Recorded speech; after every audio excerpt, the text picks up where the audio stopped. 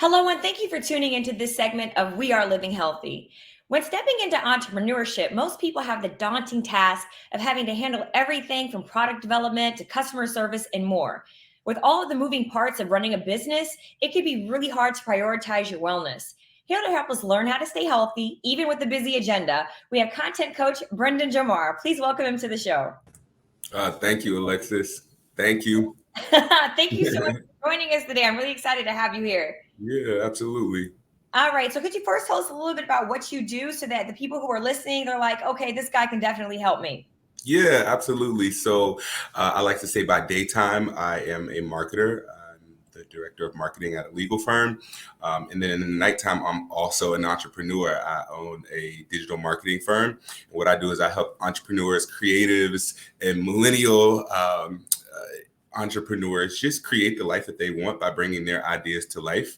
And so I do a job in the daytime and I do a job at night. So I definitely understand how hard it is to make sure that you're healthy, but also how important it is to make sure that we're doing the right things. So.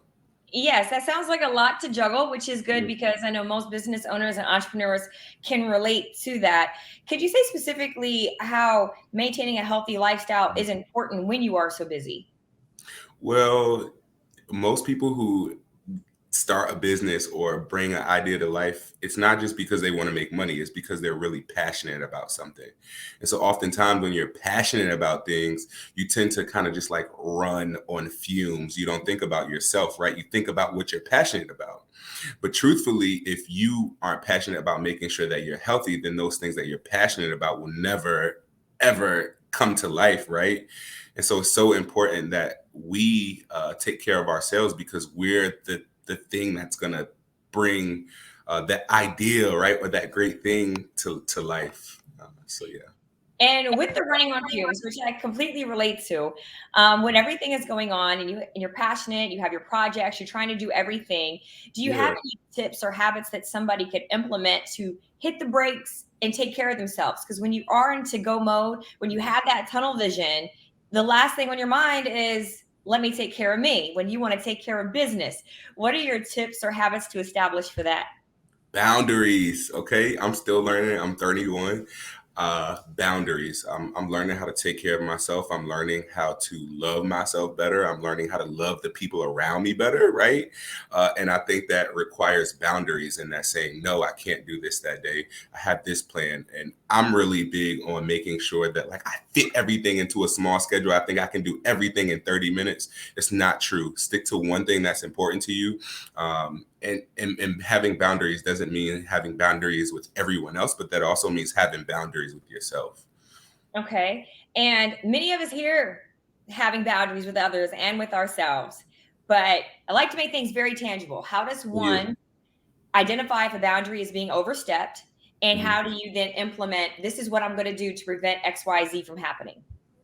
Well, I experience anxiety sometimes, right? I immediately know when something's not right because my heart is pounding and I'm freaking about what time I'm going to be there. You know, those are all signs and warnings that like you might be overstepping the boundary, right? You might be doing something that you technically don't enjoy doing, right? One of the things that I think about when or that I know when I'm overstepping the boundary is if I'm spending too much time trying to make it make sense. Okay, Okay. if you're trying to if it's not a clear yes, this is what I want to do, then don't do it or wait and think about it. And so that's always an indication to me. Yes. And first of all, I love that you have established how to identify it, to actually feel what you're feeling, Hmm. recognize it, and then take Yeah. action afterwards. So that's incredible. And with those who come to you for different services, I know you work with a lot of different creators. I know that you personally have found that balance. What kind of people do you currently work with the different things that you do? So currently I'm in corporate marketing, which is completely different from what I've done in the past. I'm generally working with entrepreneurs, small business owners, but I've now stepped into the corporate side of things when it comes to marketing. But I also work with, people like myself who are doing 10 different things, right? And what I do is I just help them streamline those ideas in the best and efficient way so that they can live healthy and they can, rest the way that they need to. That's where I come in at. And yes, I like you're within marketing, and I think it is very important that people learn how to delegate. Being somebody who's in business, a lot of times entrepreneurs try to take everything on, and a lot of the stuff that they're not comfortable with is what causes that anxiety. And having somebody to delegate it to. So, with you through the marketing for different people, how does that alleviate the stress of the people that you work with? Well, what I do is I think about who you are and what your life is, and I think about what kind of steps I can put in place to kind of alleviate that stress. Whether it be a content calendar, whether it be helping you implement different back end strategies like Hootsuite or Sprout Social that will help you disperse your content to these platforms, right? And then you don't have to think about it or even get on social media all day. I'll handle that for you, right?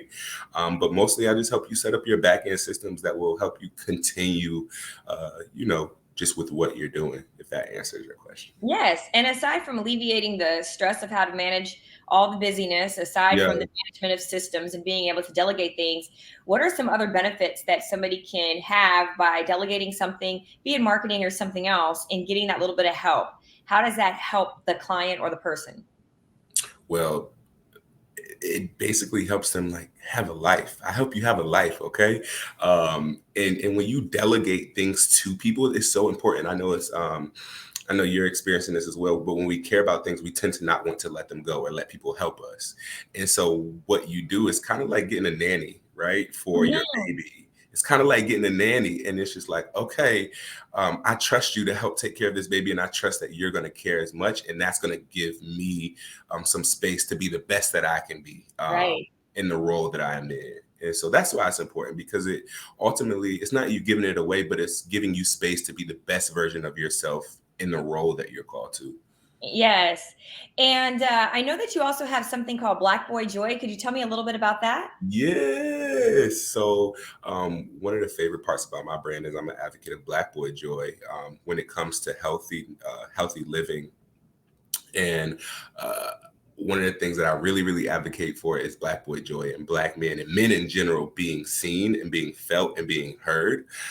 And so, what I do is I partner with different businesses and I partner with different brands and entrepreneurs to help amplify the message of healthy living within the Black male space and within the male space in general. I know you guys can automatically think of some guys that come to your mind that, like, yo, like, I wish they had a space for them to be seen a little bit more. And so while it is Black Boy Joy, it's ultimately me being an advocate of joy. And I'm a Black man. So, it just goes together. Yes, no, I love it. I know we can speak about men in general, but Yeah. speaking directly to African American men, I know culturally we have a history of always having to be strong, never feeling comfortable being vulnerable or anything like that. How are you creating that space with Black Boy Joy? I'm showcasing what I'm doing in my personal life. I hate being on the internet, but I know that I'm called to be a sacrifice to our community, right? Just like you guys are doing. And so I share a lot. I share that I'm going to therapy, right? I freaking love my therapist, Malcolm.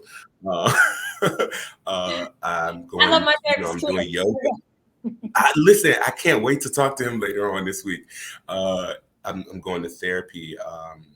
I am going to yoga. I'm making sure that I'm honest and I'm transparent and I'm sharing a lot to let other men and let other people that know men how to handle those things and how to help them. And so just a lot of transparency and honesty. Yeah. Well, thank you for being so transparent and open and being an example and an influence to others on Thank how to you. be Thank strong you. and vulnerable all at the same time. If somebody wants to find you, where can they go? Yeah, absolutely. My name is Brenton. Even if I ain't your boy, I'm still your boy. And you can find me on BrentenJomar.com. That's BRENTEN. I'm a 10, not a ton. BrentenJomar.com. And it's the same thing for my Instagram, man. Thank you. Thank you. Thank you so much, Brenton. Thank you, Alexis. Well, that's it for this segment of We Are Living Healthy. Thank you to everyone who tuned in. Please be sure to subscribe to the show and follow us on Facebook and Instagram at We Are Living Healthy. And if you have a story that you want to share or a tip that you would like to give, don't hesitate to reach out to us so we can get you here. Thanks again for joining us today. That's it for We Are Living Healthy.